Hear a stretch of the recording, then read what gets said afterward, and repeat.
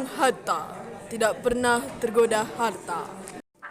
Kisah Bung Hatta sangatlah terkenal di kalangan pejabat Indonesia. Kisah sang wakil presiden pertama Indonesia yang mengembalikan sisa uang dari perjalanan dinasnya sendiri. Kisah ini berawal dari mulut sang sekretaris pribadi sang wakil presiden, Iwang Sawijaya. Kisah yang juga diriwayatkan di buku yang berjudul Mengenang Bung Hatta. Alkisah, pada tahun 1970, saat Bung Hatta sudah pensiun dari jabatannya saat itu, ketika ia diundang ke Irian Jaya, Papua, saat drama tiba-tiba dimulai ketika Bung Hatta diberikan amplop berisi uang saku. Setelah ia juga rombongannya sampai di Irian Jaya. Awalnya, Bung Hatta mengira bahwa isi amplop tersebut adalah surat, bukannya uang. Pada saat Bung Hatta mengetahui isi dari amplop tersebut, ia langsung bertanya untuk apa uang ini. Sang Menteri Koordinator, yaitu Sumarno, pun menjelaskan bahwa uang tersebut adalah uang saku yang diberikan oleh pemerintah. Keras kepala, Bung Hatta pun menolaknya dengan keras.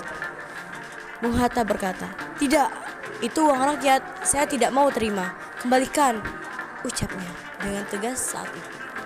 Namun, Soekarno tetap berusaha untuk meyakinkan Bung Hatta bahwa uang itu adalah haknya dan rombongannya.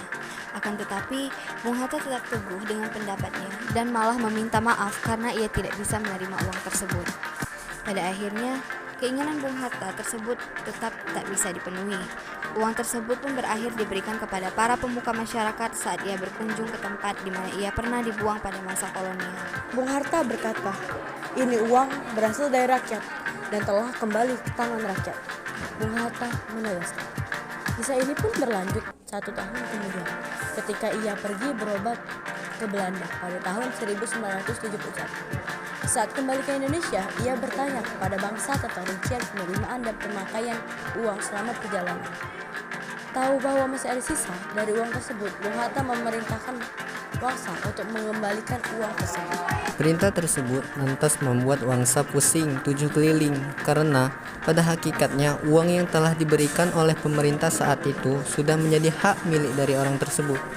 Pada akhirnya Wangsa pun berhasil mengembalikan uang tersebut walaupun ia menjadi bahan tertawaan di kantor sekretaris negara. Ia juga mendapatkan bukti dari pengembalian uang tersebut dan menunjukkannya ke bosnya tersebut. Wangsa mengatakan bahwa bosnya tersebut baru bisa tersenyum ketika uang tersebut sudah dikembalikan.